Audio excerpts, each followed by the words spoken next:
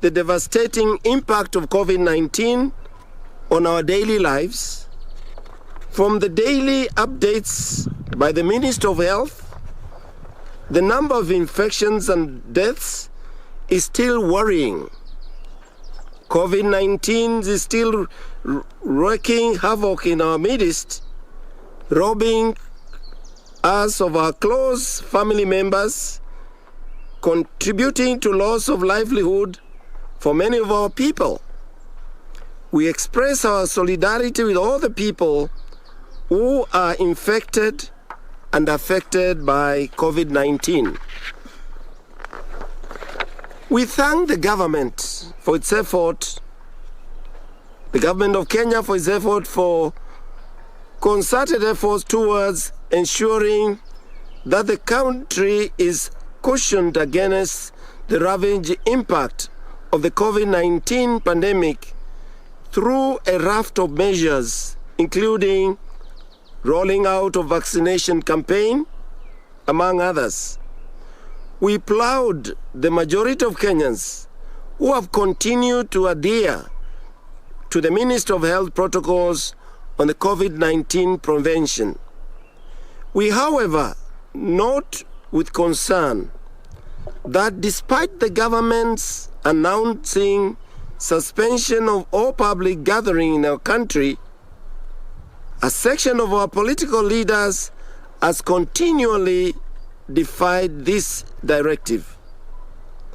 It is unfortunate that no action has been taken on all those leaders who are objectively flouting these protocols.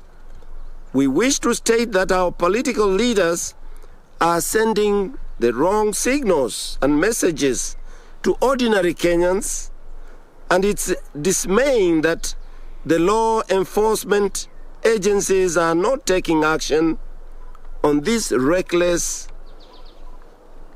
such people.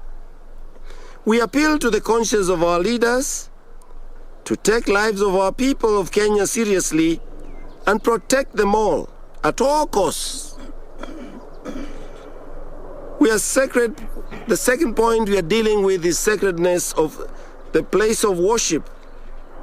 We wish to firmly state again that our places of worship and liturgy are sacred and should not serve as political arenas.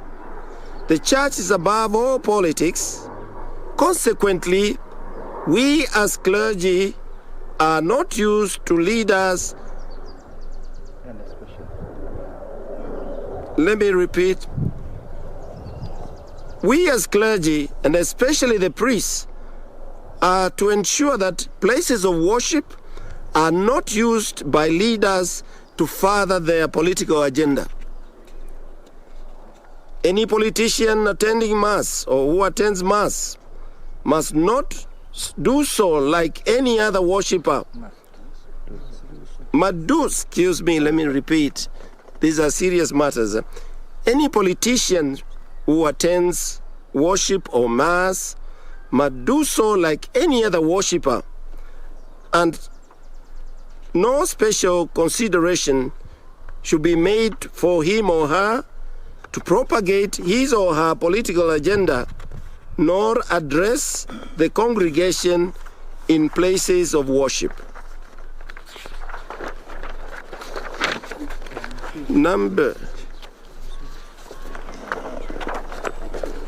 Just cut for a moment.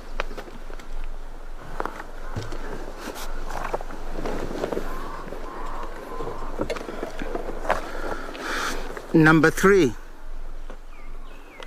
discordance between the President and the Deputy President. It is an open and sad reality that the President and the Deputy President of the Republic of Kenya are not reading from the same script. The public exchanges that are being witnessed are dangerous for the prevailing peace and tranquility in the country and cannot be taken lightly. They are already creating anxiety among the people and have potential to ignite political violence if not addressed with immediate effect. We are deeply concerned that if this open disagreement between the President and the Deputy President is taken up by their supporters, the trickle-down effect it could generate across a country would be dire to even contemplate. In a young democracy like ours, it is important that there is unity among the top leaders, as this gives confidence to the people. We call upon the President and the Deputy President to seek ways of reconciling and working together for the sake of the unity of our country. As church leaders, we are ready to step in and mediate a working arrangement between the two leaders that our country badly needs, as provided by the Constitution. Number 4, the Building Bridges Initiative, BBI, and the referendum bill. Following the recent Court of Appeal judgment on the referendum bill, we urge all Kenyans to see this as a huge step towards the entrenchment of constitutionalism and the rule of law in our country. We therefore call on all the arms of government to respect the rule of law and exercise sobriety as they carry on with their respective complementary roles in accordance with the Constitution of Kenya. In the meantime, we must desist from concentrating too much on the fate or outcome of the BBI process at the expense of addressing other matters affecting Kenyans, particularly as we approach the August 2022 general elections. We further urge that regardless of the ruling of the Supreme Court on BBI and the referendum bill, all efforts and resources allocated to the Independent Electoral and Boundaries Commission, IEBC, should be directed towards preparations for the 2022 general elections. As we have already stated, it is not feasible at the moment to consider any referendum before the forthcoming general elections. Number 5, the election date should not change. We are aware that there has been talk of postponing the general elections. This is sending confusing signals and creating needless apprehension amongst the people and predictably the political class. We reiterate our position that the August 2022 general elections must proceed as scheduled. Postponing the elections will only heighten political tension, anxiety, and unrest. The government and the IEBC should come out authoritatively and confirm the date for the next general election and ensure that all constitutional requirements for holding the elections are put in place. Number 6, politically instigated violence. We wish to sound a loud warning against utterances and attitudes of possible drums of war all over our country. If unchecked, such utterances and attitudes may spark off election violence during the forthcoming electioneering period. It is thus imperative that institutions like the National Cohesion and Integration Commission, the IEBC, and security agencies begin to map out hotspots and violent instigators and counter them peacefully in good time and within the confines of the law. Every effort must be made to stop the culture of political violence that has been entrenching itself every time we approach the general elections.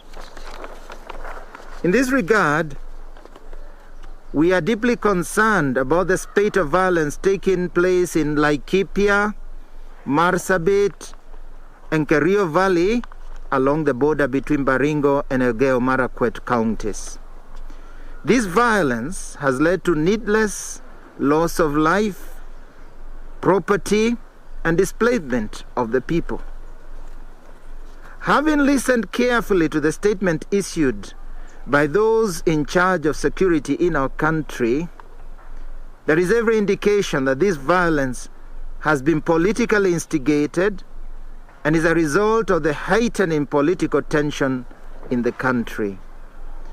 This is not the first time that the areas affected are experiencing armed violence in what seems to be a politically motivated agenda. We reiterate that the government has an obligation to provide security to all Kenyans. Communities in Laikipia, Marsabit, and Kerio Valley deserve security and peace so that they can go about their daily lives. The spate of anarchy in these areas must be stopped. Residents must be assured of their security. No resources should be spared to restore calm in the disturbed areas.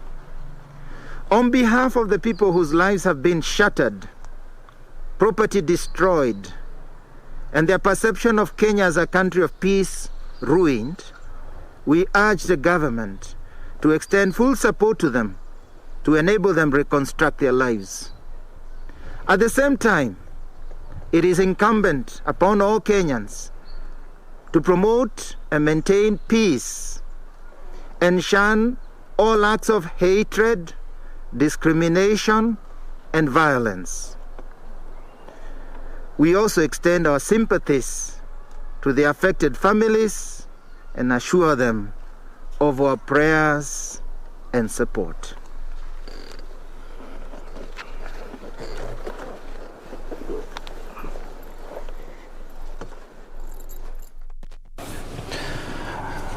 That is a presser by the Kenya Catholic bishops.